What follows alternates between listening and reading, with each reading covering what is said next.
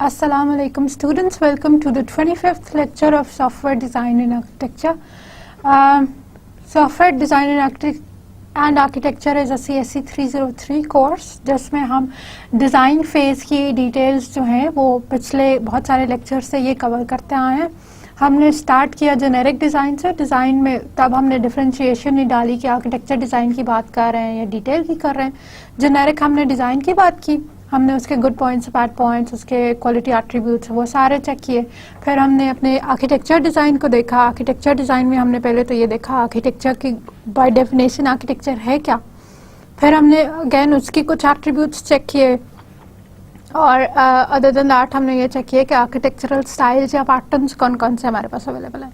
ठीक है, वो स्टाइल्स एंड जो पैटर्न्स हैं वो किसी पर्टिकुलर एप्लीकेबल डोमेन के लिए हैं, वो किसी एक ख़ास डोमेन के लिए हैं और उसी डोमेन के ऊपर जो है वो उनका मोस्ट एडवांटेज या हम हासिल कर सकते हैं। ठीक, then we saw those applicable domains, we saw the disadvantages, advantages, what the invariations could be on those architectural patterns or styles. After that we did the interface design, and shifting from that interface design we came to the detail design or the one that we are covering now. Previously in the previous 3-4 lectures what we did, we started off with the analysis models and then we shifted to the detail design. अभी तक जो हमने किया, हमने detail design में class diagrams ही देखे हैं। ठीक है, हमने देखा कि एनालिसिस लेवल क्लास डायग्राम जो हमारे डोमेन मॉडल को किसी हद तक रिप्लेस कर चुके हैं। ये डोमेन मॉडल का ही दूसरा नाम आप कह सकते हैं। एनालिसिस लेवल क्लास डायग्राम्स उनमें क्या होता है, उनमें हम सिंपल एंटिटीज़ को आइडेंटिफाई करते हैं, उनको किसी क्राइटेरिया पे चेक करते हैं। अगर वो उस क्राइटेरिया पे पूरा उतरते हैं तो फिर हम ये करते हैं कि उनको अपने फाइनल एंटिटी सेट में या क्लास सेट में प्लेस कर देते हैं। फिर हम उनके कोई एट्रीब्यूट्स देखते हैं।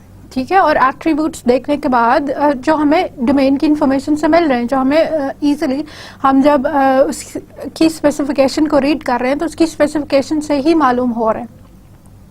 एंड आफ्टर दैट फिर उसके बाद हम ये करते हैं कि हम उनके रिलेशनशिप्स डिफाइन करते हैं। ठीक, अच्छा, अब एनालिसिस लेवल क्लास डायग्राम पे रिलेशनशिप्स की कोई बहुत कॉम्प्लिकेशन हमने मेंशन नहीं की। हमने सिंपल एसोसिएट करा दिया कि ये वाली क्लास इस क्लास से किसी न किसी तरह करेगी कम्युनिकेट। ठीक है, कोई डाटा पासिंग, कोई मैसेज पासिंग, ये क्लास इस क्लास से कम्युनिकेट करेगी।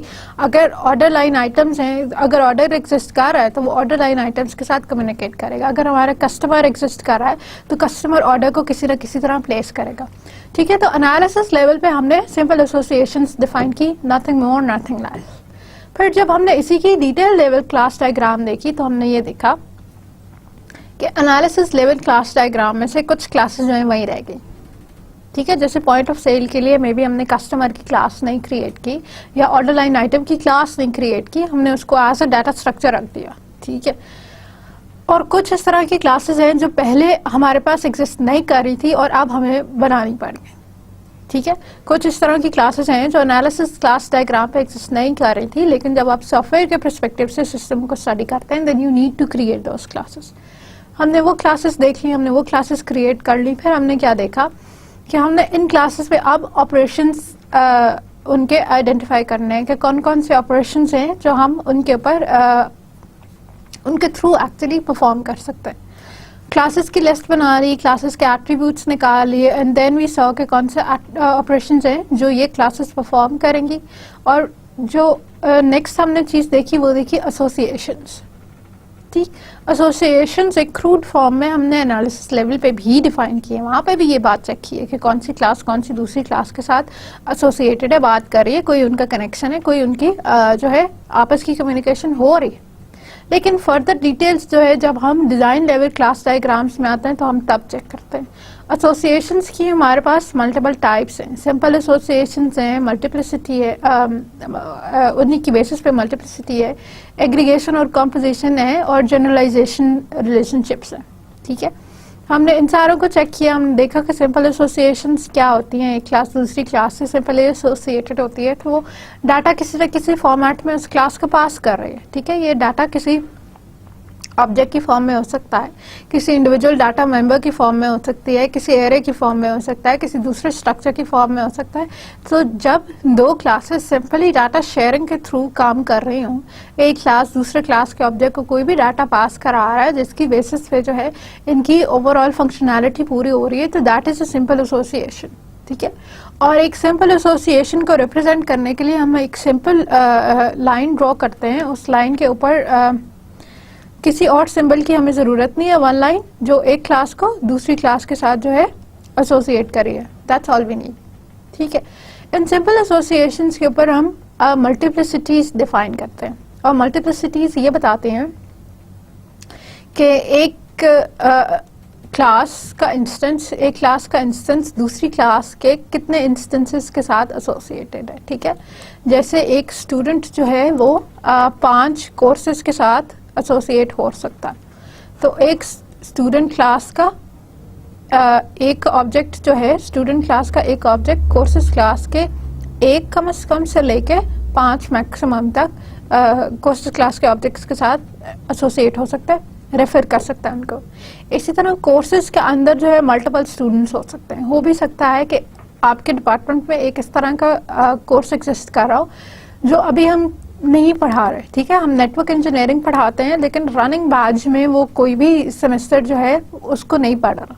ठीक है, फिर और ऐसे भी हो सकता है कि एक ही कोर्स जो है वो बहुत सारे स्टूडेंट्स के साथ एसोसिएटेड हो। ठीक है, ये तो कॉमन एग्जांपल है कि सॉफ्टवेयर डिज़ाइन आर्किटेक्चर SDA का कोर्स जो है ये 300 स्टूडेंट्स ने उठा लिया या 30 स्टूडेंट्स ने उठा लिया। तो एट एनी टाइम एक कोर्स, वन कोर्स में बी एसोसिएटेड विद 0 और मेनी इंस्टेंसेस। तो ये जो 0 to many वाली एसोसिएशन है वो हमने सिंपल एक स्टार के साथ रिप्रेजेंट कर दी। तो ये मल्टीप्लिसिटी का कॉन्सेप्ट था कि हम एसोसिएशंस के एक एक्स्ट्रा बात हम ये बताते हैं कि एक ऑब्जेक्ट दूसरी क्लास के कितने ऑब्जेक्ट्स को एक टाइम में रेफर कर सकता है। ठीक है, एक क्लास का एक इंस्टेंस दूसरी क्लास के कितने इंस्टेंसेस को एक टाइम में रेफर कर सकता है। Then we had aggregation. Aggregation वो रिलेशनशिप है that is simply called part of relationship. ठीक है, aggregation composition part of relationships है, और इसमें एग्रीगेशन और कॉम्पोजिशन हैज अ रिलेशनशिप की कैटेगरी में आते हैं। ठीक है, हैज अ रिलेशनशिप, इसमें हमने ये देखा था कि a car has a door. तो एक हमारे पास क्लास है डोर की और एक हमारे पास क्लास है कार की। ठीक है, और इन दोनों का रिलेशनशिप ये है कि a car has a door. तो ये जो रिलेशनशिप है सिंपल एग्रीगेशन की, ये रिप्रेजेंट होता है एक एम्प्टी डायमंड सिंबल के साथ। ठीक है, और इसका एग्रीगेशन को एग्रीगेशन कहते क्यों, हैज अ रिलेशनशिप तो है ही सही। यहाँ पे door is an independent entity. Door car के बगैर भी एग्जिस्ट कर सकता है, गाड़ी एग्जिस्ट नहीं करती, खाली गाड़ी का दरवाजा एग्जिस्ट करता है, पॉसिबल है, यस। इसी तरह घर एग्जिस्ट नहीं करता लेकिन दरवाजा एग्जिस्ट करता है, किसी भी घर के साथ एसोसिएटेड नहीं, अलग से दरवाजा कारपेंटर की दुकान पे पड़ा हुआ है, लेकिन डोर की जो है एक इंडिपेंडेंट हैसियत है। ठीक है, तो जो इस तरह के रिलेशनशिप्स होते हैं वो एग्रीगेशन में आते हैं। ठीक है, कॉम्पोजिशन जो है वो एग्रीगेशन की ही फॉर्म है। कॉम्पोजिशन एग्रीगेशन की ही एक एक्सटेंशन है, इसी की एक फॉर्म है। ये स्ट्रॉन्ग एग्रीगेशन को शो करते हैं। ऐसे रिलेशनशिप्स जो हैं तो हैज अ रिलेशनशिप्स ही, हैज अ रिलेशनशिप ही हैं, जैसे a circle has a point और a polygon has a point. लेकिन ये स्ट्रॉन्ग एग्रीगेशन है। कैसे, वो मीनिंग क्या है स्ट्रॉन्ग एग्रीगेशन का, कि अगर यहाँ पे होल एग्जिस्ट नहीं करता तो पार्ट भी एग्जिस्ट नहीं करता। सर्कल के अंदर पॉइंट्स एग्जिस्ट करते हैं। ठीक है, अगर सर्कल के ऊपर पॉइंट्स जो हैं, अगर सर्कल ही नहीं एग्जिस्ट करेगा तो उसके जिन पॉइंट्स की हम बात कर रहे हैं वो भी नहीं एग्जिस्ट कर सकते। ठीक है, क्योंकि इन पॉइंट्स का रेफरेंस जो है वो खाली सर्कल के पास है। अगर सर्कल नहीं एग्जिस्ट कर रहा, पॉइंट्स भी नहीं एग्जिस्ट कर रहा। और फिर एंड में हमने देखा जनरलाइजेशन रिलेशनशिप। जनरलाइजेशन रिलेशनशिप क्या है कि जहाँ पे आपके पास इज अ रिलेशनशिप है वेयर एक क्लास आपके पास एग्जिस्ट करती है और उस क्लास की हम स्पेशलाइजेशंस क्रिएट करते हैं। ठीक है, जैसे हमने देखा कि शेप एक जनरल सी बात है, शेप के अंदर बहुत सारी हो सकती हैं।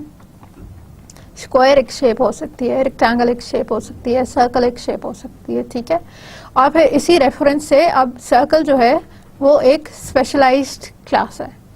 इसका मीनिंग है कि सर्कल है तो शेप ही, लेकिन शेप से ज्यादा है। शेप से कम नहीं है, ठीक है।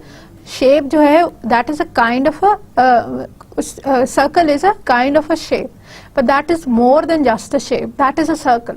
तो उसने हमारी शेप वाली जितनी प्रॉपर्टीज थी उसमें कोई नई बात, कोई नई प्रॉपर्टी, कोई नई चीज ऐड इन की है, ठीक है। तो ये जो ऐड इन करके, और बेसिक प्रॉपर्टीज भी हम इनहेरिट करते हैं, बेसिक प्रॉपर्टीज तो हमारे पास रहती हैं, उसके अलावा हम कोई नई बात, कोई नई चीज ऐड इन करते हैं। That relationship is a generalization relationship. You keep the original things, जो आपकी शेप की जितनी प्रॉपर्टीज हैं वो सारी सर्कल के लिए भी होल्ड ट्रू करते हैं, चाहे बिहेवियर्स की बात हो, चाहे एट्रीब्यूट्स की बात हो, जितनी भी इसकी चीजें वो सर्कल के लिए भी एग्जिस्ट करते हैं, लेकिन सर्कल में इससे ज्यादा भी एग्जिस्ट करती हैं, सर्कल में शेप के अलावा भी बातें हैं, ठीक है। इसकी रिप्रेजेंटेशन कैसे है कि हमारे पास एक ट्रायंगल सिंबल है, एम्प्टी ट्रायंगल सिंबल, जिसमें triangle points towards the parent class, और जो आपकी ट्रायंगल की बेस है उसके साथ कनेक्टेड होती हैं हमारी जितनी भी चाइल्ड क्लासेस हैं। आज का हमारा मकसद क्या है कि हम देखें इंटरैक्शन डायग्राम्स क्या होती हैं। अभी तक जितनी हम बात कर रहे थे हम स्टैटिक स्ट्रक्चर्स पे कर रहे थे, ठीक है। क्लासेस की स्ट्रक्चरिंग, क्लासेस कौन कौन सी दूसरी क्लासेस के साथ एसोसिएटेड हैं, ठीक है, एसोसिएशंस की टाइप, ये सब हमने static behaviours static structures check किए। इनमें कहीं भी टाइमिंग इन्फॉर्मेशन नहीं है, कहीं पे भी इस तरह नहीं है कि ऑब्जेक्ट्स की स्टेट या क्लास की स्टेट के साथ कोई बात एसोसिएटेड हो। हमने एक सिंपल सा दे दिया कि एक क्लास दूसरी क्लास से कैसे एसोसिएटेड हो सकती है, कैसे नहीं हो सकती। तो अब जो next, this was one perspective, ठीक है। ऐसा नहीं है कि अब जो हम करने जा रहे हैं वो पिछले को नलिफाई कर देता, नहीं, पिछली वाली सारी बात बिल्कुल ठीक है, ठीक है, लेकिन वो एक हद तक बात है, और अब जो हम कर रहे हैं उसी से आगे कर रहे हैं, ठीक है। अगेन इंटरैक्शन डायग्राम्स में हम जो पढ़ेंगे वो सीक्वेंस डायग्राम्स है, और ये हमारी डिटेल डिजाइन का पार्ट ही है, ठीक है। ये उसी में से एक बात है, एक पॉइंट है जो हमने निकाला हुआ है।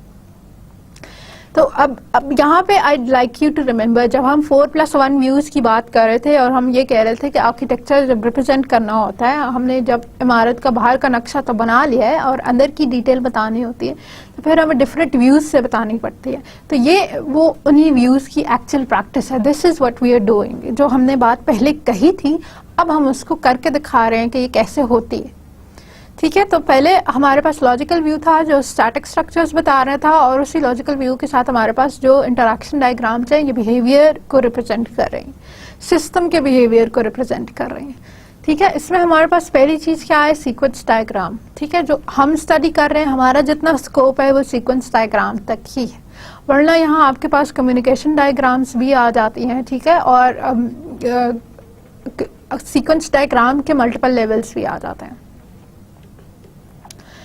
Interaction diagrams क्या है? These are a series of diagrams describing the dynamic behavior of an object-oriented system. अब यहाँ dynamic behavior क्या है? Run time behavior है, ठीक है। Run time behavior है कि once हमारा सिस्टम स्टार्ट हो गया है, हमारा सिस्टम किसी पर्टिकुलर स्टेट में है, तो अब उस स्टेट में क्लासेस या ऑब्जेक्ट्स कैसे कम्युनिकेट करेंगे, ठीक है। अब स्टैटिक वाली बात नहीं है कि क्लासेस कैसे एसोसिएटेड है, वो वाली स्टोरी तो खत्म हो गई। अब हमने कहा एसोसिएशन के टाइम पे हमने ये बात डिफाइन की थी ना कि हम क्लासेस जो हैं दूसरी क्लासेस के साथ डाटा शेयर करते हैं। एक क्लास किसी दूसरी क्लास के ऑब्जेक्ट को कॉल कर सकती है, उसके फंक्शन को कॉल कर सकती है। एसोसिएशन का मीनिंग ही ये था कि वो दूसरी क्लास के किसी ऑब्जेक्ट को अंडरस्टैंड करती है, दूसरी क्लास के किसी ऑब्जेक्ट को आइडेंटिफाई करने की एबिलिटी रखती है, अंडरस्टैंड करती है, और फिर उसमें डाटा पासिंग कर सकती है, ठीक है। तो अब वो बात आती है कि कब डाटा पास करेगी, किस फॉर्मेट में डाटा पास करेगी, आइदर उसको डाटा का कोई रिजल्ट मिलेगा या नहीं मिलेगा। तो उस सारे के जो सीक्वेंस है वो सीक्वेंस अब हम इंटरैक्शन डायग्राम्स के थ्रू रिप्रेजेंट करेंगे, ठीक है। ये जो सीक्वेंस है ये रन टाइम पे डिसाइड होता है। ये वंस आपका जो है ऑब्जेक्ट इन रनिंग आता है तो ये डिसाइड होता है। पहले हम जितनी चीजें देख रहे थे वो कंपाइल टाइम पे भी स्टैब्लिश हो गई होती हैं। जो क्लासेस की एसोसिएशंस बन गई हैं इज हैज अ जनरलाइजेशन, वो सारे की सारे कोड के ऐसी स्टेटमेंट्स के साथ हमने लिखी हुई होती हैं कि वो कंपाइल टाइम पे ऑलरेडी स्टैब्लिश्ड है, क्लियर है कि एक क्लास दूसरी क्लास का चाइल्ड क्लास है, ठीक है। इनहेरिटेंस रन टाइम पे नहीं डिसाइड होती, इनहेरिटेंस तो पहले से डिसाइड होती है कि आपने एक पेरेंट क्लास बना दी और उसके साथ 2 चाइल्ड क्लासेस या 3 चाइल्ड क्लासेस एसोसिएट करा दी, ठीक है। अगेन कंपोजिशन या एग्रीगेशन रन टाइम पे डिसाइड नहीं होती, आपके पहले से डिसाइडेड होती है। हमने क्लासेस बनाई इस तरह के, एक क्लास के अंदर दूसरी क्लास का ऑब्जेक्ट क्रिएट कर दिए, दूसरी क्लास का ऑब्जेक्ट क्रिएट कर दिए, तो अब ये कंपोजिशन रिलेशनशिप में चला गया है। ठीक है, इसका रन टाइम से कोई ताल्लुक नहीं, इसका स्टैटिक स्ट्रक्चर से ताल्लुक है, कंपाइल टाइम से ताल्लुक है। इंटरैक्शन डायग्राम्स वो चीजें शो करती हैं जो रन टाइम पे हो रही होती है। ठीक है, इसके पीछे भी कोड कहीं पे लिखा हुआ होगा, लेकिन ये कोड एक्टिव सिर्फ तब होता है, ये कोड चलता तब है जब हमारे पास एप्लीकेशन रन हो रही है। ठीक है, एप्लीकेशन एक तरह से रन हो रही है या दूसरी तरह से रन हो रही है या तीसरी तरह से रन हो रही है, वो डिटरमिन करता है कि कौन सा सीक्वेंस ऑफ स्टेप्स या सीक्वेंस ऑफ एक्टिविटीज हमारे पास करंट स्टेट में चल रहा है।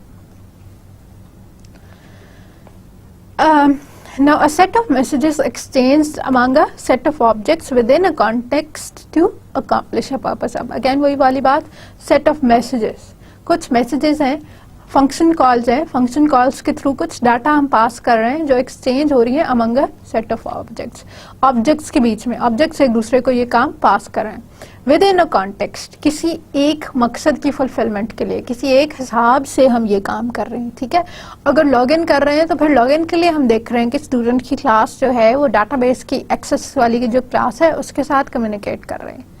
ठीक, तो किसी एक कॉन्टेक्स्ट में, किसी एक पर्पस के थ्रू, पर्पस के लिए जब हमारे पास क्लासेस एक दूसरे के साथ मैसेजेस एक्सचेंज करती हैं, तो उस इंफॉर्मेशन की रिप्रेजेंटेशन के लिए हम इंटरैक्शन डायग्राम्स क्रिएट करते हैं।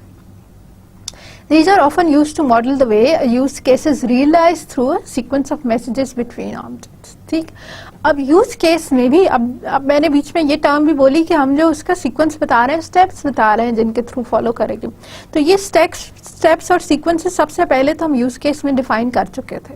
यूज केस में हमने बता दिया था कि अगर उसने लॉगिन करना है तो उसने पहले अपना यूजर नेम डालना है, फिर अपनी आईडी पासवर्ड डालना है, फिर उसने लॉगिन के बटन पे क्लिक करना है। अगर वो वेरीफाई हो जाता है, अब वेरीफाई होने के बाद जो है हम उसको मैसेज दे देते हैं कि you have logged in to the system successfully, और अगर वो वेरीफाई नहीं हो सकता तो हम उसको मैसेज दे देते हैं कि आपने यूजर नेम या पासवर्ड जो है वो इनकरेक्ट एंटर किया। तो ये सीक्वेंस ऑफ स्टेप्स तो यूज केसेस के टाइम पे हमने डिफाइन कर लिया हुआ था। अभी हम क्या कर रहे हैं कि यूज केसेस के टाइम पे हमने जो बिजनेस एंटिटीज हैं, बिजनेस पर्सपेक्टिव से चीजें देखी थी, सॉफ्टवेयर पर्सपेक्टिव से नहीं देखी थी। फिर बाद में हमने क्लास डायग्राम बनाई और डिटेल क्लास डायग्राम बनाई और हमने देखा कौन कौन सी क्लासेस हमारे पास बननी चाहिए सॉफ्टवेयर के अंदर, उनके कौन कौन से फंक्शंस होने चाहिए। अब जिस फंक्शनैलिटी की बात हम यूज केसेस के टाइम पे कर रहे थे, अब हम डिटर्मिन करने जा रहे हैं कि वो फंक्शनैलिटी क्लासेस कैसे पूरे करेंगी। लॉगिन करना है तो कौन सी क्लास जो है वो यूजर से उसका लॉगिन आईडी और पासवर्ड रिसीव करेगी, तो जो इसके वेरीफाई के लिए फंक्शन लिखना है वो फंक्शन कौन सी क्लास में लिखना है। ठीक है, अच्छा, अगर वो स्टूडेंट की क्लास में लिखा हुआ है या यूजर की क्लास कर ले, यूजर की क्लास के अंदर जो है वो वेरीफाई लॉगिन का फंक्शन लिखा हुआ है, तो ये जो फंक्शन है ये आगे किसी डाटाबेस की क्लास के साथ कम्युनिकेट करेगा, क्योंकि उसकी जो आईडी पासवर्ड वाली वैल्यूज हैं वो तो डीबी की क्लास के अंदर स्टोर होंगी ना, डीबी के अंदर स्टोर होंगे, और डीबी के साथ कम्युनिकेशन किसी डीबी की क्लास ने करना है। तो ये जो पूरा हमने स्टेप्स डिफाइन पहले किए हुए थे, अब उन्हीं की डिटेल्स हमें चाहिए। यूजर के एंड पे क्या चीज होगी, यूजर के एंड पे जो चीज होगी वो हमारी पहली किस क्लास के साथ इंटरैक्ट करेगी, ये क्लास जो है वो आगे किस डाटाबेस ऑब्जेक्ट वाली क्लास के साथ इंटरैक्ट करेगी जो एक्चुअल फिजिकल डाटाबेस के साथ इंटरैक्ट करेगा। तो यहाँ से लेके यहाँ तक जो मॉडल करना है हमने, कौन सी क्लासेस के क्या इंटरैक्शंस किस सीक्वेंस में, किस फॉर्मेट में, ये हमारा इंटरैक्शन डायग्राम्स का काम है। The purpose of interaction diagrams is to model interaction between objects and assist in understanding how a system actually works। ठीक है, सिस्टम के पीछे एक काम को करने के लिए, खाली लॉगिन को करने के लिए कौन कौन से फंक्शंस को कॉल करना पड़ता है और उन फंक्शंस के बीच में कौन कौन से पैरामीटर्स पास करने पड़ता है। ठीक है, फॉर एग्जांपल लॉगिन को कंप्लीट करने के लिए आपको लॉगिन की आईडी देनी पड़ती है और यूजर का पासवर्ड देना पड़ता है। ठीक है, verify that a use case description can be supported by the existing classes। अब ये बहुत इंपॉर्टेंट है कि इन्हीं इंटरैक्शन डायग्राम से ये बात भी पता चल जाएगी कि जो सीक्वेंस ऑफ स्टेप्स हमने यूज केस में दिया हुआ है कि वो सीक्वेंस ऑफ स्टेप्स फुलफिल होना है, वो एक्चुअली हो भी सकता है या नहीं। क्यों नहीं, मतलब कब नहीं हो सकता? अगर हमारी अंडरलाइन क्लासेस उनको सपोर्ट नहीं करती। डिटेल डिज़ाइन हम बना चुके, क्लासेस हम डिटर्मिन कर चुके, अब अगर क्लास के अंदर लॉगिन वाला फंक्शन नहीं बनाया मैंने, तो फिर लॉगिन वाली जो फंक्शनैलिटी यूज केस में दी थी वो तो फुलफिल नहीं हो सकती। ऑथेंटिकेशन वाली जो फंक्शनैलिटी मैंने यूज केस के टाइम पे कही थी कि बन जाएगी, वो तो मैं नहीं बना सकती क्योंकि मैंने किसी क्लास के अंदर लॉगिन वाला फंक्शन लिखा ही नहीं है। ठीक है, तो इंटरैक्शन डायग्राम्स इस काम भी आती हैं कि जब आप यूज केसेस को लेके बैठते हैं और आप डिसाइड करते हैं कि अच्छा अब इसके लिए बताओ कि कौन कौन सी क्लासेस और कौन कौन से फंक्शंस इन्वॉल्व होंगे, तो तब आप ये बात भी साथ साथ ही वेरीफाई कर सकते हैं कि आइदर जो जो यूज केसेस की डिस्क्रिप्शन हमने दी हैं वो एग्जिस्टिंग क्लासेस से सपोर्ट हो रही भी हैं या नहीं हो रही। Identify responsibilities operations and assign them to classes. ठीक है, इससे एक चीज और क्लैरिफाई हो जाती है कि कोई रिस्पॉन्सिबिलिटीज या ऑपरेशंस जो हमारे पहले में रह गए थे क्लास डायग्राम के टाइम पे या एनालिसिस के टाइम पे, if there was still something, फिर भी कोई इस तरह की चीजें जो हमने तब उस टाइम में हमें फिगर आउट नहीं हुई, तो we can create those now. अब हम ये कर सकते हैं, now that we are down to the process representation, हम बता सकते हैं कि इस काम को करने के लिए ये वाला फंक्शन होना जरूरी है, तो और इस फंक्शन को इस वाली क्लास के अंदर बनाना चाहिए था, नहीं बनाया कोई बात नहीं, अब बना लेते हैं। ठीक है, and assign them to classes. अब यूएमएल में क्या है इंटरैक्शन डायग्राम्स? यूएमएल में हमारे पास जो है कोलैबोरेशन डायग्राम्स है जो इंटरैक्शन डायग्राम्स के तौर पर एक्ट कर सकती हैं, सीक्वेंस डायग्राम्स है। ठीक है, और हम जो अभी थोड़ी डिटेल से पढ़ने जा रहे हैं वो कौन सी है? Sequence diagrams. A sequence diagram illustrates how objects interact with each other. ठीक है, अगेन इंटरैक्शन डायग्राम की टाइप है तो इसकी वही डेफिनेशन है कि ये बताती है कि ऑब्जेक्ट्स कैसे आपस में इंटरैक्ट करते हैं। It emphasising time ordering of message. अब इसकी खास बात क्या है कि ये टाइम के रिस्पेक्ट से बताती कौन सा फंक्शन पहले कॉल होगा, कौन सा सेकंड पे, कौन सा थर्ड पे। अभी इसकी डायग्राम देखते हैं तो इंशाल्लाह आपको और क्लियर हो जाएगा। It can model simple sequential flow, branching, iteration, recursion, concurrency. जिस तरह हमने एक्टिविटी डायग्राम में ये देखा था कि एक्टिविटी डायग्राम में हम ये भी बता रहे थे कि पहले कौन सी एक्टिविटी होती है, नंबर 2 पे कौन सी होती है, 3 पे कौन सी होती है। अच्छा, फिर इन एक्टिविटीज के बीच में कहाँ पे कंट्रोल जो है वो कंडीशनल में चला जाता है कि अगर ऑर्डर सही है तो फिर ये कर दो, ऑर्डर सही नहीं मिला तो फिर कैंसिल कर दो। ठीक है, तो वो वाली सारी जो इन्फॉर्मेशन है वो इसमें भी आती है, ओनली बेटर। एक्टिविटी डायग्राम तो क्योंकि थोड़ी एनालिसिस लेवल थी, जनरलाइज थी, तो उसमें तो कुछ बड़ी लिमिटेशंस थी। जाहिर है वो उस डिटेल में तो सारी चीज़ें नहीं बताई गई कि जिसमें आपकी जो है डिटेल डिज़ाइन की डायग्राम्स बना सकती। तो सीक्वेंशियल डायग्राम भी चल रही उसी प्रिंसिपल पे कि आपकी वर्क फ्लो को ही डिफाइन कर रही है। ठीक है, अब लेकिन कर क्लास के ऑब्जेक्ट्स की टर्म्स में रही है। अब वो बिजनेस वाली बातें नहीं रह गई, यूज केस की जनरल टर्म्स नहीं रह गई, रादर ऑब्जेक्ट्स की इंटरैक्शंस रह गई। और ऑब्जेक्ट्स की इंटरैक्शन के बीच में कौन सा डाटा फ्लो कर सकता है? सीक्वेंशियल डाटा और कंट्रोल फ्लो। ब्रांचिंग, कहाँ पे एक कंट्रोल फ्लो से मल्टीपल कंट्रोल फ्लोज निकल सकते हैं, कहाँ पे आइट्रेशन हो सकती है, लूप लग सकता है, कहाँ पे रिकर्जन हो सकती है, एक ही फंक्शन अपने आप को बार बार कॉल दे रहा है, कहाँ पे कॉन्करेंसी जो है वो इम्प्लीमेंट हो सकती है कि जहाँ पे पैरेलली 2, 4, 5 काम चल रहे हैं। ये अब एक जनरल डायग्राम है, किसी भी सिस्टम से स्पेसिफिक नहीं है, यहाँ पे इसलिए बता रही हूँ। You should know what it looks like before we get to the details. ठीक है, हमारे पास सीक्वेंस डायग्राम में एलिमेंट्स क्या क्या है? हमारे पास ऑब्जेक्ट्स हैं जिनकी हमने इंटरैक्शंस बतानी। ठीक है, ऑब्जेक्ट क्लास 1 का, ऑब्जेक्ट क्लास 2 का और ऑब्जेक्ट क्लास 3 का। ठीक है, तो अब इसमें जो सेमी कॉलन से पहले हमारे पास चीज आ गई वो ऑब्जेक्ट का नाम है, और जो कॉलन के बाद, सेमी कॉलन नहीं है सॉरी, कॉलन है, कॉलन के बाद जो चीज आ गई वो क्लास का नाम है।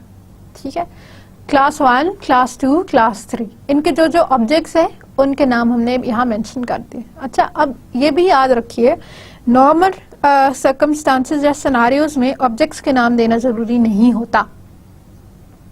ठीक है, जरूरी नहीं है कि आप ये लिखें कि स्टूडेंट की क्लास है तो उसके साथ ये भी लिखें कि स्टूडेंट जो है वो स्टूडेंट 1 है। ठीक है, ये किधर जरूरी होता है? जब एक ही क्लास के 2 ऑब्जेक्ट्स हम क्रिएट करते हैं। ठीक है। और ये कैसे, कौन से उसमें है, हमने जब हमने देखा था कि क्लासेस खुद अपने साथ भी बात कर सकती हूँ, क्लासेस का अपने साथ भी रिलेशनशिप, जैसे कोर्स में हमने देखा था कि कोर्स रेगुलर कोर्स के तौर पे भी एक्ट कर सकता है और कोर्स जो है वो प्री रिक्विजिट के तौर पे भी एक्ट कर सकता है। ठीक है, तो अगर प्री रिक्विजिट कोर्स का ऑब्जेक्ट बना होगा तो वो भी है तो कोर्स क्लास का ही, और एक रेगुलर कोर्स बना होगा तो वो भी है एक कोर्स क्लास का ही।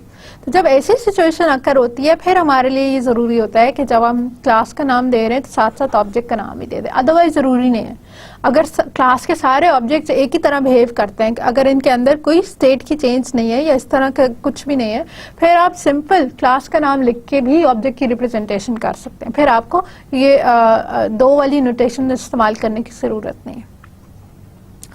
अब इसमें हमने क्या किया, कौन कौन सी क्लासेस इन्वॉल्व है इस पर्टिकुलर इंटरैक्शन में, वो सारी हमने अपने एक्स एक्सिस के ऊपर दे दी, क्लास 1, क्लास 2, क्लास 3। ठीक, ये डिफाइन कर दिया। फिर हमने दे दिया कि क्लास 1 जो है पहला मैसेज क्लास 2 को देती है, जब वो हो जाता है तो फिर क्लास 2 जो है क्लास 3 को एक मैसेज पास करती है। तो अब ये जो हमारे पास एरो नोटेशंस हैं ये मैसेजेस की पासिंग को रिप्रेजेंट कर रहे हैं। ठीक है, ये मैसेजेस की पासेस को रिप्रेजेंट कर रहे हैं और हर मैसेज के पास होने से अगली क्लास में जिस क्लास को हमने मैसेज पास किया वहाँ पे कोई ना कोई फंक्शन एक्टिव हो जाता है। तो ये फंक्शन को एक्टिव हो जाना हम कैसे बताते हैं, ये हमारे पास ये फंक्शन की एक्टिवेशन बार। ठीक है, इसके नीचे जो आपको डॉटेड बार नजर आ रही है ये ऑब्जेक्ट की लाइफ लाइन। लाइफ लाइन ये बताती है कि ऑब्जेक्ट कितनी देर तक मेमोरी के अंदर रहता है या कितनी देर तक इन स्कोप रहता है। ठीक है, कितनी देर तक जो है इसका मेमोरी के अंदर एग्जिस्ट करता है। और उसमें से जो ये सॉलिड बार है ये आपकी एक्टिव लाइफ लाइन को रिप्रेजेंट करता है। एक्टिव लाइफ लाइन का मीनिंग क्या है, कितनी टाइम में ये ऑब्जेक्ट जो है ये सिस्टम के कोई रिसोर्सेज इस्तेमाल कर रहा है। ठीक है, इन स्कोप तो है ही सही, अब सिस्टम के रिसोर्सेज भी इस्तेमाल कर रहा है, आइडल स्टेट में नहीं है। ठीक है, ऐसे भी ऑब्जेक्ट्स हैं जो अभी हम करंटली इस्तेमाल नहीं कर रहे हैं। हम यही करते हैं, अक्सर हम ये करते हैं कि हम मेन में जैसे ही मेन के अंदर जो मेन फंक्शन है उसके अंदर हमने पहले ही सबसे पहले डाटा आइटम्स दिए हुए होता है। 3 क्लासेस के हमने 3 ऑब्जेक्ट्स बना लिए, 6 ऑब्जेक्ट्स बना लिए, 3 इंटीजर बना लिए, 2 कैरेक्टर्स बना लिए, इस्तेमाल अभी नहीं किए। अभी तक ना उनमें डाटा डाला है ना उनमें से डाटा निकाला है, लेकिन बना पहले लिया। तो ये जो एज सून एज कि आप उन्हें क्रिएट कर लेते हैं तो क्लास का जो है वो एक्टिव क्लास की जो लाइफ लाइन है वो एग्जिस्ट करती है। एक्टिव लाइफ लाइन इस बात को रिप्रेजेंट करती है कि कब ऑब्जेक्ट एक्चुअली जो है किसी ऑपरेशन को परफॉर्म कर रहा है, कब वो सिस्टम के रिसोर्सेज को एक्चुअली यूज कर रहा है, utilising the resources itself actually. अब ये एक लाइब्रेरी की एक छोटी सी एग्जांपल चेक कर लें कि हमारे पास लाइब्रेरी मेंबर की एक क्लास है, मेंबर का ऑब्जेक्ट है, और बुक की क्लास है और बुक उसका ऑब्जेक्ट है। ठीक है, तो अब लाइब्रेरी मेंबर क्लास का एक फंक्शन है बोरो का। ठीक है, अब ये भी याद रखिए कि since this is coming towards this class, इसकी जो एरो हेड है वो इस क्लास में आ रहा है, तो लिहाजा बोरो वाला फंक्शन जो है वो लाइब्रेरी की क्लास के अंदर एग्जिस्ट कर रहा होगा। ठीक है, it's always like that, your arrowhead points to the destination class, और डेस्टिनेशन क्लास के अंदर जो है वो फंक्शन एग्जिस्ट कर रहा होता है जिसको हमने यहाँ लिखा है। तो बोरो चल रहा है तो बोरो लाइब्रेरी का कोई फंक्शन है। ठीक है, अब ये जो है बोरो वाला फंक्शन कुछ अपने चेक लगाता है, कुछ चीजें चेक करता है, और वो बीच में एक और फंक्शन अपनी ही क्लास के एक और फंक्शन को कॉल देता है मे बोरो। अब ये इसी क्लास का फंक्शन है तो ये यहीं से लाइन शुरू हुई और दोबारा घूम के इसी क्लास के ऊपर आ गए। ठीक है, दोबारा इसी क्लास के ऊपर आ गई और हमने इसी की एक्टिव लाइफ लाइन रिप्रेजेंट कर दी। हमने पहले एक फंक्शन तो चल ही रहा है ये नीचे वाला, और उसी फंक्शन के ऊपर हमने एक और फंक्शन स्टार्ट कर दिया, तो ये जो एक और फंक्शन स्टार्ट कर दिया ये इसके ऊपर हमने यहाँ पे रिप्रेजेंट कर दिया। ठीक है, उस फंक्शन का काम पूरा हो गया तो फिर इसने दूसरी क्लास के एक और फंक्शन को कॉल कर दिया बोरो। अब बुक वाले बोरो को कॉल किया। अब ये वाला जो बोरो की बात हो रही है ना, ये बुक की इंफॉर्मेशन है। ठीक है, और इसको जब हमने भेजा, जब हमने मेंबर की क्लास में से बुक की क्लास को फंक्शन कॉल कराया, तो हमने इसको मेंबर की इंफॉर्मेशन सेंड की, हमने इसको मेंबर का कोई डाटा पास किया। ठीक है। फॉर एग्जांपल उसका कोई मेंबर का यूनिक मेंबर आईडी पास कर दी होगी ताकि ये चेक कर सके कि अगर इसने पहले से 5 किताबें नहीं ली हुई तो हम इसको एक 6th किताब जो है या पहली किताब जो है वो हम इशू कर सकें। ठीक है। अब ये वापस क्या करेगा, स्टेटस रिटर्न क्या करेगा, ओके। अगर ये सही है तो सब जो है प्रोसेस कंप्लीट हो जाएगा, सही नहीं है तो फिर उसकी बेसिस पे हम कोई और काम कर लेंगे। ठीक है। बोरो के फंक्शन को कॉल कर ली। अब बोरो के फंक्शन ने अगेन अपनी क्लास के ही सेट टेकन फंक्शन को कॉल की। अब ये क्या करेगा कि जो member for example user number 3 की जो है उसने बुक लेनी है, तो उस 3 के अगेंस्ट हम लिख देगा कि इसने ये वाली बुक बोरो की है ABC, और इसकी टोटल नंबर जो है किताब के वो for example total number of books जो ये अभी तक ले चुका है वो फॉर एग्जांपल 2 है। ठीक है। और बुक के साथ भी ये लिख लेगा कि अब ये वाली बुक जो है वो लाइब्रेरी में नहीं पड़ी हुई, अब ये दिस इज टेकन, इसका स्टेटस चेंज हो गया। ठीक है। तो उस मेंबर की इंफॉर्मेशन भी मॉडिफाई कर दी उसने और बुक की इंफॉर्मेशन भी मॉडिफाई कर दी।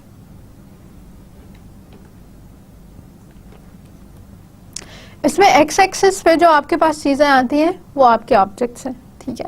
मेंबर एक ऑब्जेक्ट है, बुक एक ऑब्जेक्ट है। ठीक है। अब अगेन आपके पास ये जो रिप्रेजेंट हो रहा है आफ्टर द कॉलन, ये क्लास का नाम रिप्रेजेंट हो रहा है, और इससे पहले जो हो रहा है ये ऑब्जेक्ट का नाम रिप्रेजेंट हो रहा है। ठीक है। वाई एक्सिस जो है हमारा वो टाइम को रिप्रेजेंट करता है। ठीक है।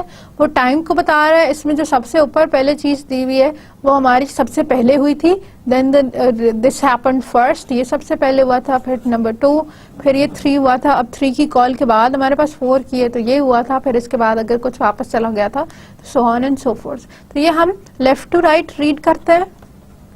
सबसे पहले जो लेफ्ट पे चीजें हैं वो हो रही हैं, यहाँ से बात शुरू हो रही है, और फिर हम ये इसको टॉप टू बॉटम रीड करते हैं। ठीक है। फिर हम इसको टॉप टू बॉटम रीड करते हैं कि लेफ्ट से पढ़ो, जो सबसे ऊपर है वो सबसे पहले हुआ है, जो नेक्स्ट पे है वो नेक्स्ट पे हुआ है, और इसी तरह जिससे आप सब्सिक्वेंटली नीचे आते जाएंगे और आगे जाते जाएंगे तो उस तरह हमारा टाइम इंक्रीज होता रहा है। तो ये अगर 0th मिली सेकेंड पे था तो ये मे बी 10 मिली सेकेंड पे, इसकी प्रोसेसिंग में 20 और लगे तो ये 30 मिली सेकेंड की उस पर, इसकी अपनी प्रोसेसिंग पे फॉर एग्जांपल जो है 5 मिली सेकेंड्स लगे तो ये 35 मिली सेकेंड की प्रोसेसिंग पे, और जैसे जैसे आप नीचे जाते जाएंगे और राइट पे जाते जाएंगे तो उस तरह आपका टाइम इंक्रीज होता जाएगा। अब सीक्वेंस डायग्राम मिली सेकेंड्स में या सेकेंड्स में करके टाइम नहीं देती। ठीक है। लेकिन इसकी मैसेजेस की प्लेसिंग से आप बता सकते हैं कि कौन सा मैसेज पहले अक्कर हो रहा है और कौन सा जो है वो बाद में हो रहा है। ठीक है। तो अगेन मैसेज हम एक एरो से रिप्रेजेंट कर रहे हैं, और इस एरो के ऊपर जो चीज दी हुई है ये उस फंक्शन का नाम दिया हुआ है जो कॉल हो रहा है। ठीक है। तो बोरो फंक्शन का नाम है, बोरो के साथ ब्रैकेट लगी हुई है, ये इस बात की निशानदेही कर रहा है कि ये फंक्शन का नाम है, और इस फंक्शन को जो चीज मैं भेजती हूँ साथ, मतलब ये एक ऑब्जेक्ट हो सकता है, ये एक इंटीजर हो सकता है, ये कैरेक्टर हो सकता है, जो भी डाटा टाइप्स हैं वो सारी हो सकती है। जो चीज भी इसको मैं भेजती हूँ वो इन ब्रैकेट्स के बीच में लिखती हूँ। ठीक है। हमारे केस में हम बुक क्लास का कोई एक ऑब्जेक्ट इसको भेज रहे हैं। ठीक है। यही वाला जो बुक वाला ऑब्जेक्ट है ये इधर ही रिप्रेजेंट हो रहा है, बुक क्लास का हम एक ऑब्जेक्ट जो है वो क्रिएट करके इसको भेज रहे हैं। ठीक है। फिर अब ये है कंडीशन। ठीक है। यहां से हमने स्टेटस रिटर्न कराया था। मे बोरो के बाद ये जो इक्वल टू लगा हुआ है, ये इक्वल टू का मीनिंग ये है कि ये कुछ रिटर्न कर रहा है या नहीं कर रहा। अगर ये कुछ रिटर्न करता है तो फिर अगर इफ दिस रिटर्न्स ओके, अगर स्टेटस क्लियर आए, अगर उसको बोरोइंग की एबिलिटी है इस मेंबर पे, उसने 5 से ज्यादा नहीं ली बुक्स, या उसके ऊपर कोई पुराना डेब्ट नहीं है, ऐसी कोई सिचुएशन नहीं है, फिर हमने क्या किया कि हमने अगले फंक्शन को कॉल ले दी। अब कंडीशन लगा दी। अब ये जो इसके अंदर लगा हुआ है ना स्क्वायर ब्रैकेट्स के साथ, ये कंडीशन लगा दी कि अगर स्टेटस ओके है तो ये वाला काम करो, स्टेटस ओके नहीं है फिर तो इसका मसला ही नहीं। ठीक है। कुछ फंक्शंस ऐसे हैं जिन्हें स्टेटस नहीं चाहिए, बोरो हमेशा चलेगा, सेट टेकन हमेशा चलेगा एज सून एज के आप उस पॉइंट पे पहुंचते हैं, तो इनको जो है कोई प्रीवियस इन्फॉर्मेशन से गर्ज नहीं है। लेकिन कुछ ऐसे फंक्शंस हैं कि जिन्हें प्रीवियस इन्फॉर्मेशन चाहिए। ठीक है। जो प्रीवियस स्टेटसेस या कंडीशंस की बेस पे चलते हैं, हर बार नहीं चलते, कंडीशनल है उनका, रनिंग और not running.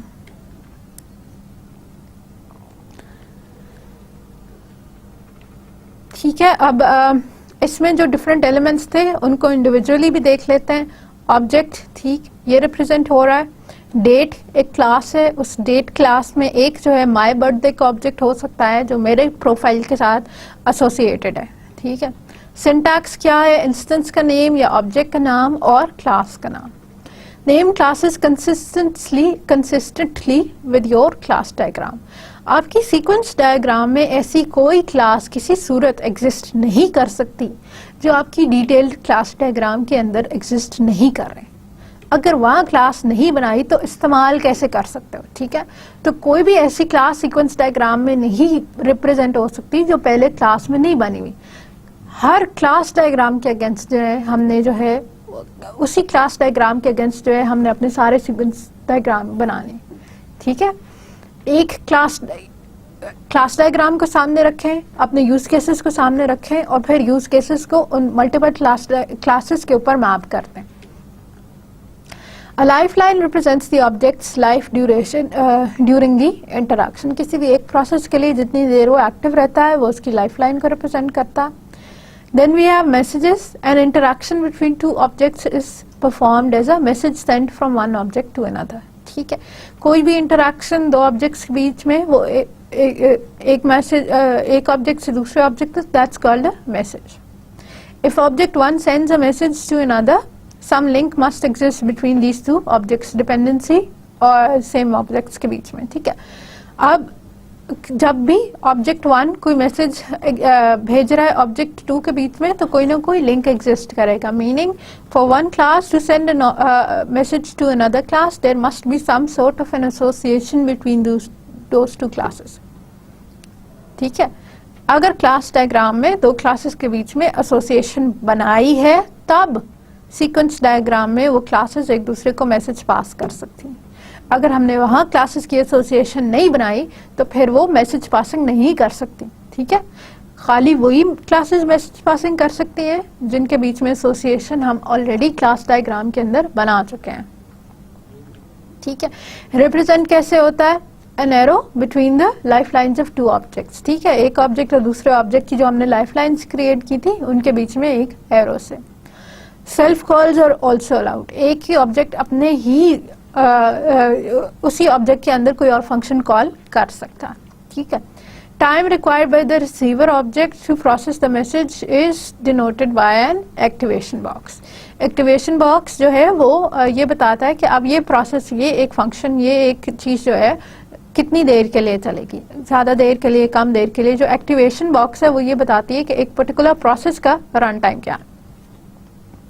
A message is labeled at minimum with the message name। ठीक है, मैसेजेस जो हैं वो मैसेजेस के नेम के साथ आते हैं। आपके पास इन बार के ऊपर लिखा होना चाहिए कि इसने उस क्लास का कौन सा फंक्शन कॉल करना है और कौन से पैरामीटर्स के साथ कॉल करना है। Arguments and control information condition iterations में बी इंक्लूडेड। ठीक है, अगर इसको 4 या 5 या 8 पैरामीटर्स चाहिए थे फिर मैं ये स्किप कर दूँ। ठीक है, नोट्स में डाल दूं कि अच्छा ये कंप्लीट नहीं दी हुई है, खाली नहीं है, लेकिन इसके अंदर जो है वो 8-9 पैरामीटर्स जाते हैं। ये वो 8-9 पैरामीटर्स डायग्राम में नहीं रिप्रेजेंट हो रहे तो ये मैंने नीचे नोट्स के अंदर दे दिए इधर है। लेकिन कम से कम मैसेज का नाम जो है वो कंपलसरी होना चाहिए। ये this is what you can not skip out. ठीक है, ये वाली चीजें या पीछे वाली चीजें इसके साथ हम कुछ प्लस माइनस किसी हद तक कर सकते हैं, कहाँ पे देनी है कहाँ पे नहीं देनी। मल्टीपल सिंटैक्सेस भी हैं इसके, लेकिन मैसेज के ऊपर उसका नाम होना कंपलसरी है। फिर हमारे पास जो दूसरी चीज है those are return values. Return values क्या है, मैसेज ने कुछ भेजा है, ठीक है, आपकी ऑब्जेक्ट ने फंक्शन कॉल किया है और एक मैसेज भेजा है तो वो कुछ रिसीव भी कर सकता है। ठीक है, a function sent something in form of a message, it can also receive some things in the form of a message.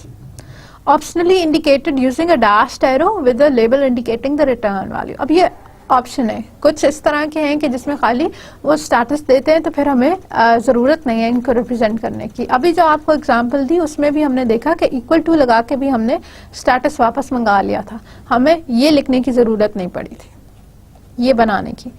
ठीक है, और कुछ सिनारियोस में हम एक्सप्लिसिटली ये बना भी सकते हैं ताकि हम ये बताएं कि एक फंक्शन जो है वो रिटर्न क्या कर रहा है। Do not model a return value when it is obvious what is being returned. ठीक है, जैसे कुछ फंक्शंस में जो है वो आपकी ट्रू फॉल्स यस नो आ रहा है, कोई आपकी ऑब्वियस स्टेट आ रही है, तो फिर आप बेशक उसके साथ रिटर्न वाला एरो ना लगाएं।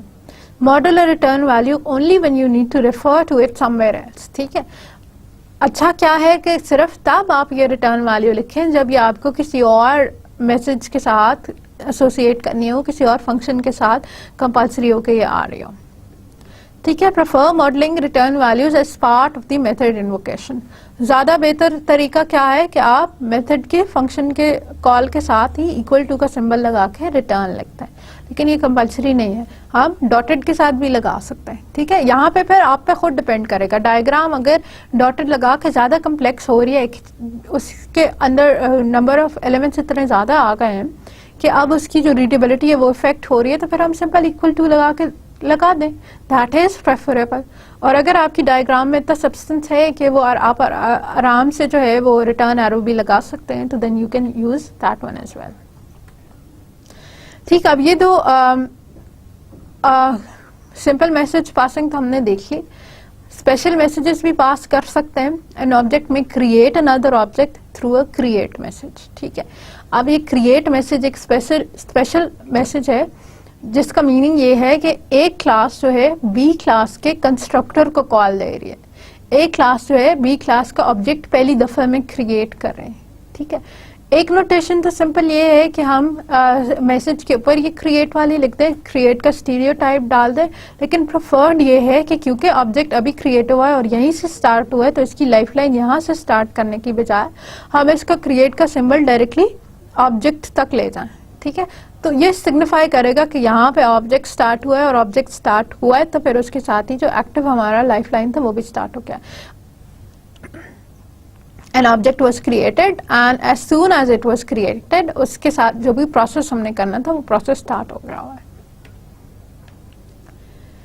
जिस तरह ऑब्जेक्ट्स की क्रिएशन रिप्रेजेंट की जा सकती है, इसी तरह ऑब्जेक्ट्स की डिस्ट्रक्शन भी रिप्रेजेंट की जा सकती है। ठीक है, तो हम ये भी कर सकते हैं कि हम इसी तरह सीक्वेंस डायग्राम से ये बात बता दें कि ए क्लास बी क्लास का डिस्ट्रक्टर कॉल करा रहा है या उसको खत्म कर रहा है। एन ऑब्जेक्ट में destroy another object through a destroy message. ठीक है, an object can destroy itself, आप ऑब्जेक्ट के अंदर ही उसका डिस्ट्रक्टर कॉल करा सकते हैं, but avoid modelling object destruction unless memory management is critical. आम सिचुएशंस में हम ये वाला काम नहीं कराते, डिस्ट्रक्टर कॉल नहीं कराते, डिस्ट्रॉय वाली रिप्रेजेंटेशन नहीं करते। ठीक है, वो उसके नेचुरल लाइफलाइन से ही हमें पता चल जाता है कि जब ये प्रोसेस कंप्लीट होगा तो ऑब्जेक्ट डिस्ट्रॉय हो जाएगा। एक्सप्लिसिटली ये काम हम कब करा रहे हैं? जब कोई मेमोरी मैनेजमेंट का हमारे पास क्रिटिकल इशू है, कोई इस तरह का इशू है कि मेमोरी हमारे पास रिजर्व्ड है, कम है, और हम ये चाह रहे हैं कि हम कुछ ऑब्जेक्ट्स को बीच में ही साथ साथ सीक्वेंस के बीच में, काम के बीच में ही कुछ ऑब्जेक्ट्स को डिस्ट्रॉय कर दें, ताकि ओवरऑल जो है हमारे पास मेमोरी पे लोड ना पड़े, ओवरऑल जो हमारे पास number of active objects in memory है वो कम रहा है, ताकि हमारे पास अपने ऑपरेशंस के लिए, प्रोसेसिंग के लिए more and more memory available रहे। And then the control information, control information ये बताती है इफ दिस हैपन्स, ये हो रहा है तो ये हो रहा है। ठीक है, कंडीशन को रिप्रेजेंट करती है। सिंटैक्स क्या है? एक्सप्रेशन किस बेसिस पे? अब जैसे ओके है तो ओके एक वेरिएबल का स्टेटस था, अगर okay is equals to true है, ठीक है, अगर बूल की representation if this is true तो फिर बोरो मेंबर वाला हो रहा है, और अगर ओके का स्टेटस हमारे पास फॉल्स में आ रहा है तो फिर इससे आगे जो हमारे पास बोरो वाला फंक्शन लिखा है वो भी नहीं हो रहा। And then message label, the message is sent only if the condition is true. अब एक कंडीशनल फ्लो तो हो गया, आइटरेटिव फ्लो क्या है? आइटरेटिव फ्लो की एक सिंपल रिप्रेजेंटेशन बिल्कुल इसी तरह है जैसे कंडीशन की हो रही।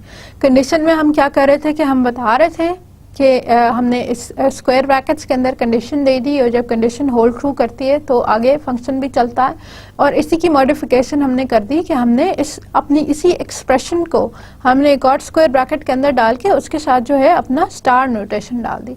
तो ये स्टार नोटेशन हम बहुत सारी जगह पे बहुत सारे मीनिंग्स में देखते आ रहे हैं। यहाँ पे इसका मीनिंग है कि एक से ज्यादा दफा अकर कर रहा होगा।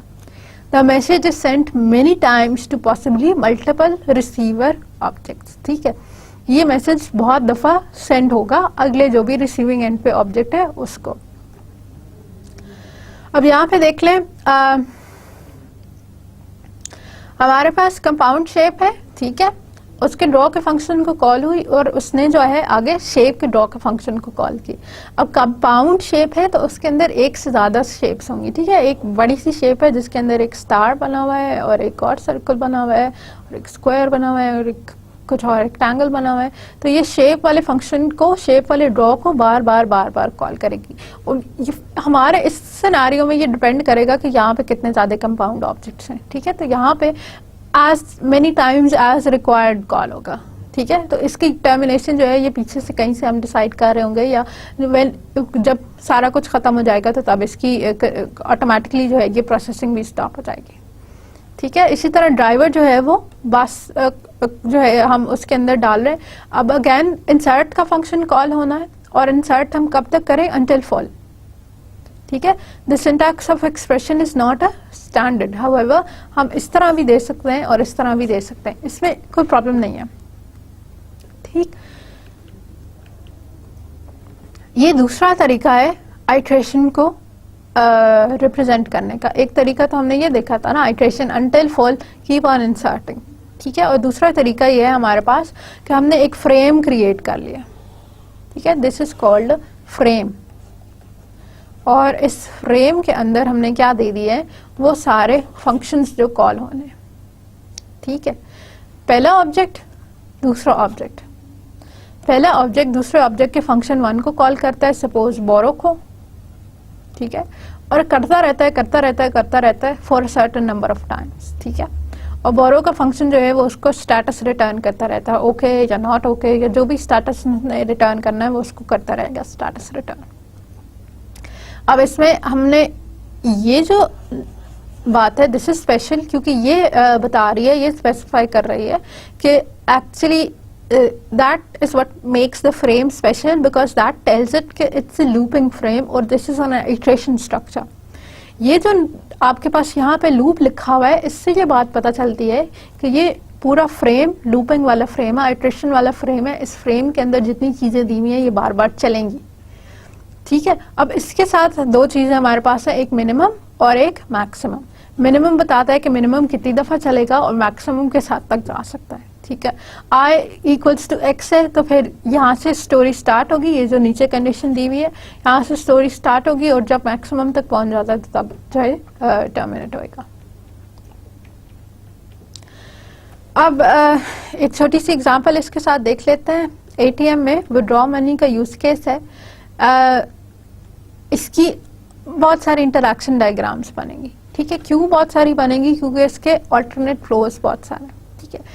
एक सक्सेसफुल सिनेरियो में, हैप्पी डे इंटरैक्शन में सक्सेसफुल सिनेरियो में क्या होगा कि जब एवरीथिंग गोज वेल, मैंने अपना कार्ड डाला है, कार्ड मशीन ने सक्सेसफुली रीड कर लिया है, मैंने अपना पिन नंबर डाला है, पिन नंबर भी मैंने सही डाला था, उसमें कोई गलती नहीं की, फिर पिन नंबर डाला है तो उसने अकाउंट सही से वेरीफाई कर लिया है। अकाउंट वेरिफिकेशन के बाद जितनी अमाउंट मैंने रिक्वेस्ट की थी उतनी अमाउंट जो है मेरे अकाउंट में पड़ी हुई भी है, तो उसका भी कोई इशू नहीं है। तो ये हमारे पास सक्सेस सिनेरियो के अगेंस्ट होगा। इसमें वो सारे स्टेप्स हम पोर्ट्रे कर रहे होंगे जो हमारे यूज केस डायग्राम में सक्सेस सिनेरियो के अंदर या नॉर्मल फ्लो के अंदर हमने डिफाइन किए थे। There are additional interaction diagrams to show alternate flows, ठीक है। What happens when the user enters wrong PIN, अब ऐसी भी कोई चीज होनी चाहिए कि अगर वो पिन नंबर गलत दे देता है तो क्या होगा। What happens when there isn't enough money in the account, अगर मैंने फॉर एग्जांपल 5000 जो है वो विड्रॉ करने थे लेकिन मेरे अकाउंट में खाली 3000 पड़े हुए, तो अब क्या होगा, ठीक है। बेसिक फ्लो लेके उसको आगे चलते हैं। जो विड्रॉज $20 फ्रॉम एटीएम, ठीक है। अब इसमें ऑब्जेक्ट्स क्या क्या हैं, कार्ड रीडर है, एटीएम की स्क्रीन है, जो का अकाउंट है, कैश डिस्पेंसर है, ठीक है। ये 3-4 जो ऑब्जेक्ट्स हैं ये एक्चुअली आपस में इंटरैक्ट कर रहे हैं। A good way to identify objects is to examine nouns। अब ये वही वाली बात है जो हमने क्लास डायग्राम्स के टाइम पे भी देखी थी कि अगर आपने ऑब्जेक्ट्स आइडेंटिफाई करने हैं तो आप नाउन्स को स्टडी करें। नाउन्स को स्टडी करके हम ये बता सकते हैं कि कौन कौन से इसमें से जो है क्लासेस को रिप्रेजेंट कर रहा हूँ। अब क्योंकि हम सीक्वेंस डायग्राम पढ़े, हम क्लास डायग्राम नहीं पढ़े, तो हम पूरी क्लास डायग्राम में नहीं आपको क्रिएट करके दे रही, ठीक है। हम सिर्फ ये कंसिडर कर रहे हैं कि ये हमारे पास बेसिक क्लासेस की कॉरेस्पॉन्डिंग चीज़ें हैं और ये हमने क्यों कहा है, क्योंकि ये सब नाउन है, तो in noun all of these would have some sort of behaviours और एट्रीब्यूट्स जो कि क्लासेस के थ्रू रिप्रेजेंट किए जा सकते हैं। ठीक, अब सीक्वेंस या फ्लो ऑफ इवेंट्स हमारे पास क्या है?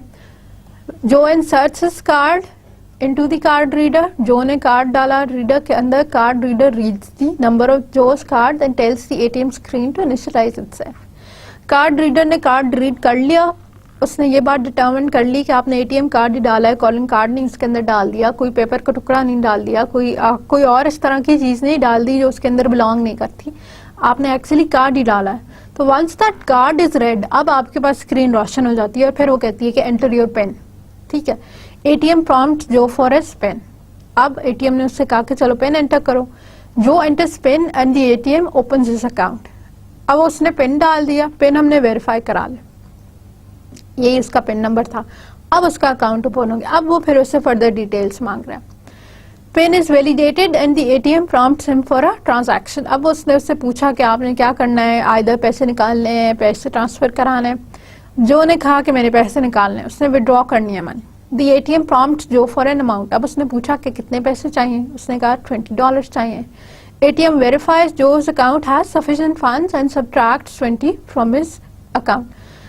जो का पीछे अकाउंट था उसने ये बात कह ली, एस्टैब्लिश कर ली कि अकाउंट में 20 से ज्यादा डॉलर्स ही हैं। फॉर एग्जांपल $40 उसके अकाउंट में पड़े थे या $400 पड़े हुए थे, उसमें से उसने $20 सब्ट्रैक्ट कर लिए, माइनस कर लिए, और वो $20 जो हैं जो उसने माइनस किए हैं वो डिस्पेंस कर दिए, उसको प्रोवाइड कर दिए, और जो का कार्ड निकाल के उसको प्रोवाइड कर दिया। ठीक है, अब इसकी सीक्वेंस डायग्राम कैसे बनी कि हमारे पास जो पहला है वो जो है, दैट इज द ऑपरेटर या यूजर जिसने ये सारा प्रोसेस इनिशिएट किया था। ठीक है, अब ये एक ह्यूमन यूजर है तो इसको हमने स्टिक फिगर के साथ ही रिप्रेजेंट किया है। अब ये भी याद रखिए कि स्टिक फिगर या ह्यूमन यूजर के साथ ये वाली नोटेशन कंपलसरी नहीं होती। ठीक है, क्योंकि इसकी उस तरह एक्टिव लाइफलाइन नहीं होती, तो हम दे भी सकते हैं, नहीं भी दे सकते। प्रेफर्ड अप्रोच ये है कि आप इसके साथ ये रहने दीजिए। ठीक है, सेकंड क्या है, हमारे पास कार्ड रीडर की क्लास है, एटीएम की क्लास है, जो उसकी अकाउंट की क्लासेस हैं। ठीक है, कार्ड रीडर का ऑब्जेक्ट है, एटीएम की स्क्रीन का ऑब्जेक्ट है, और जो उसका अकाउंट का ऑब्जेक्ट है जो अकाउंट्स की क्लास के साथ एसोसिएटेड है। तो जो फर्स्ट हमारे पास स्टेप आया वो था इंसर्ट कार्ड का। ठीक है, that's the first thing we did कि हमने इंसर्ट कार्ड किया। अब ये इंसर्ट कार्ड का फंक्शन जो है कार्ड रीडर की क्लास का। ठीक है, then what we did was card reader ने रीड किया कार्ड नंबर रीड करने के बाद स्क्रीन इनिशियलाइज कराई, स्क्रीन इनिशियलाइज कराने के बाद अगेन ओपन किया अकाउंट। जब अकाउंट उसका ओपन हो गया फिर उसने प्रॉम्प्ट किया पेन के लिए, पेन जब एंटर कर दिया, पेन एंटर करने के बाद उसने क्या किया, वेरीफाई पेन किया, पेन वेरीफाई हो गया, एवरीथिंग गुड, फिर उसने प्रॉम्प्ट फॉर ट्रांजैक्शन किया, अमाउंट एंटर की, अमाउंट एंटर करने के बाद अमाउंट वेरीफाई की, और फिर ये अमाउंट उसको डिस्पेंस करके कार्ड उसको वापस कर दिया। ये आपके पास एक रेगुलर सीक्वेंस डायग्राम का स्ट्रक्चर है। अब प्लीज रिमेंबर कि इसमें जितनी हमने वेरिएशंस पढ़ी हैं वो सभी आपने याद रखनी है। तो आज हमने क्या देखा है, इंटरैक्शन डायग्राम्स क्या होती हैं। इंटरैक्शन डायग्राम सिस्टम का डायनामिक नेचर या सिस्टम के बिहेवियरल एस्पेक्ट्स को कवर करती हैं। ठीक है, कि once the system is running, एक बार जब प्रोसेस स्टार्ट हो गया तो उसकी बेसिस पे हम ये देखते हैं कि प्रोसेस कैसे चलेगा। ठीक है, अब ये प्रोसेस की रिप्रेजेंटेशन है, स्ट्रक्चर की रिप्रेजेंटेशन नहीं है, ये काम पूरा होगा तो कैसे होगा उसकी इंफॉर्मेशन है अब हमारे पास। ठीक है, तो इंटरैक्शन डायग्राम्स में हमारे पास सीक्वेंस डायग्राम्स भी हैं और कम्युनिकेशन डायग्राम्स भी हैं जो सबसे ज़्यादा इस्तेमाल होती हैं हमारी यूएमएल डायग्राम्स के अंदर, और इसमें से हमने देखी कि इंटरैक्शन डायग्राम्स कौन सी हैं। ठीक है, अच्छा, अब इंटरैक्शन डायग्राम्स में जो सीक्वेंस डायग्राम्स है, सीक्वेंस डायग्राम्स में क्या है कि टाइमिंग इन्फॉर्मेशन इन्वॉल्व होती है। ये टाइमिंग इन्फॉर्मेशन सेकेंड्स या मिली सेकेंड्स की टर्म्स में तो नहीं है, लेकिन जो मैसेजेस की पासिंग है, मैसेजेस की पासिंग के जो रिप्रेजेंटेशन से हम ये बता सकते हैं कि मैसेजिंग की पासिंग में से कौन सी मैसेज पासिंग पहले अकर हो रही है और कौन सी जो है बाद में अकर हो रही है। और ये कैसे बता सकते हैं कि हमारे पास एक्स एक्सिस पे जो है वो ऑब्जेक्ट्स एग्जिस्ट करते हैं और हमारे पास वाई एक्सिस पे जो है वो टाइम एग्जिस्ट करता है। अब ऑब्जेक्ट्स को कैसे रिप्रेजेंट करते हैं, ऑब्जेक्ट्स की कॉम्पोजिट रिप्रेजेंटेशन है कि आप पहले ऑब्जेक्ट का नाम रिप्रेजेंट करते हैं और फिर क्लास का नाम रिप्रेजेंट करते हैं, ठीक है। और हर ऑब्जेक्ट के साथ एक लाइफ लाइन एसोसिएटेड है, तो ये बताती है कि ये ऑब्जेक्ट जो है कितनी देर स्कोप में रहता है, कितनी देर जो है वो मेमोरी जो है इसके पास रहती है। एक ऑब्जेक्ट किसी दूसरे ऑब्जेक्ट के साथ कम्युनिकेट करेगा, जब किसी दूसरे ऑब्जेक्ट के साथ कम्युनिकेट करेगा तो ये इस ऑब्जेक्ट का कोई ना कोई फंक्शन कॉल करा रहा होगा, ठीक है। क्लासेस के बीच में, ऑब्जेक्ट्स के बीच में कम्युनिकेशन का मीनिंग ही ये है कि आपने कोई डाटा या ऑब्जेक्ट या कोई इस तरह की चीज पास कर दी और एक क्लास ने किसी दूसरी क्लास के फंक्शन को call they the. That's what communication is all about. जब क्लासेस की कम्युनिकेशन की बात होती है तो एक क्लास किसी दूसरी क्लास के ऑब्जेक्ट को ही कॉल कर रही होती है और उसी फंक्शन को ही कॉल कर रही होती है और उसी फंक्शन की कॉल की बेसिस पे हमारी जो है कम्युनिकेशन कंप्लीट हो रही होती है। तो ये जो दूसरी क्लास के फंक्शन को कॉल कर रही है, अब ये हम थ्रू मैसेजेस जो हैं वो रिप्रेजेंट करते हैं, ठीक। तो हमारे मैसेज के ऊपर, इसके ऊपर ये इन्फॉर्मेशन आ गई कि कौन से फंक्शन को कॉल किए। अब ये याद रखना है, ये अक्सर कंफ्यूज करता है कि ये जो चीज है ये इस क्लास से नहीं बिलोंग करती, इस क्लास से बिलोंग करती, ठीक है। ये जो आपके पास आया है ये इस क्लास का फंक्शन नहीं है, डेस्टिनेशन क्लास का फंक्शन है, ठीक है। पिछली क्लास से क्या आ रहे हैं, इसके पैरामीटर्स आ रहे हैं। जो यहाँ पैरामीटर्स लिखे हुए हैं ना, ये इस क्लास का पार्ट होंगे, ये अगली का नहीं, ये पिछली का पार्ट है। लेकिन जो फंक्शन का नाम लिखा हुआ है ये अगली क्लास का पार्ट है। फिर हमारे पास एक्टिवेशन बार होती है जो ये बताती है कि अभी इस पर्टिकुलर फंक्शन को परफॉर्म होने में, कंप्लीट होने में कितना टाइम लगेगा, कितनी देर हमारा ये ऑब्जेक्ट एक्टिवेट रहता है, इनेबल्ड रहता है, ठीक है। फिर हमने देखा कि अब ये मैसेजेस जो हैं, एक तो सिंपल मैसेजेस हैं कि ये होगा तो ये क्लास इस क्लास के फंक्शन को कॉल करेगी। फिर ये कंडीशनल भी हो सकता है, ऐसे भी हो सकता है कि हम किसी कंडीशन की बेस पे कर लें कि अगर x इक्वल्स टू 5 हो जाएगा तो फिर ये है कि हम x इज लेस देन 5 होगा तो फिर हम बोरो का फंक्शन कॉल करा सकते हैं, और अगर x इक्वल्स टू 5 हो जाएगा या ग्रेटर देन 5 हो जाएगा तो फिर हम बोरो नहीं करा सकते, ठीक है। तो ये हमारे पास कंडीशनल फ्लो को रिप्रेजेंट करता है और इसी कंडीशनल फ्लो को हम किसी फ्रेम के साथ भी रिप्रेजेंट कर सकते हैं। फ्रेम के साथ जो है उसका क्या तरीका है कि आपने एक कंप्लीट फ्रेम क्रिएट किया और उस फ्रेम के अंदर जो जो फंक्शंस अंदर आते हैं वो फ्रेम के अंदर कर दिए और जो हमने कंडीशंस दी थी वो यहाँ पे इसी तरह से रिप्रेजेंट कर दी, ठीक है। और यहाँ पे लिख दिया कि ये किस चीज को रिप्रेजेंट कर रहा है, आइदर ये इफ को रिप्रेजेंट कर रहा है या ये लूप को रिप्रेजेंट कर रहा है, ठीक है। जो लूप हमारे पास है वो आइट्रेशन स्ट्रक्चर है। लूप हमारे पास आइट्रेशन स्ट्रक्चर है जो ये बताता है कि एक फंक्शन कॉल कितनी मल्टीपल टाइम्स हो रही है, 2 बार, 4 बार, 6 बार, 8 बार। ये रिप्रेजेंट करता है कि हमारी एक पर्टिकुलर फंक्शन कॉल कितनी दफ़ा होनी है। मल्टीपल टाइम्स होनी है तो हम आइट्रेशन के थ्रू रिप्रेजेंट कर सकते हैं। उसका एक तरीका तो हम ये कर सकते हैं कि जहाँ हम अपनी कंडीशन दे रहे थे वहाँ आइट्रेशन की कंडीशन दे दें, ठीक है, कि अगर एज लॉन्ग एज के x इज लेस देन 5 तब तक लूप करते रहो, तब तक चलाते रहो, ठीक है। क्या चलाते रहो, बोरो वाले फंक्शन को, ठीक है। लेकिन ये स्टैंडर्ड नोटेशन नहीं है, इवन दो के इस्तेमाल होती है, लेकिन ये स्टैंडर्ड नोटेशन नहीं है। स्टैंडर्ड नोटेशन क्या है, हमारी फ्रेम्स के साथ है। और फ्रेम्स में हम ये बता देते हैं कि ये लूप का स्ट्रक्चर है और लूप का स्ट्रक्चर ये बता रहा है कि while x is less than 5, ठीक है। ये कंडीशन है कि हमारी जब तक x लेस देन 5 रह रहा है तब तक आप ये कर लें। लूप में हम यहाँ फ्रेम्स के साथ हम इसकी मिनिमम वैल्यू और हम इसकी मैक्सिमम वैल्यू डिफाइन कर सकते हैं, ठीक हो गई बात। फिर एक चीज और रह गई हमारे पास, हमारे रिटर्न मैसेजेस। अब बोरो के फंक्शन को कॉल किया है तो पॉसिबल है कि बोरो का फंक्शन आपको कोई स्टेटस रिटर्न करते हैं। ये जो स्टेटस रिटर्न हो रहा है ये हम रिटर्न सिंबल के साथ रिप्रेजेंट कर सकते हैं।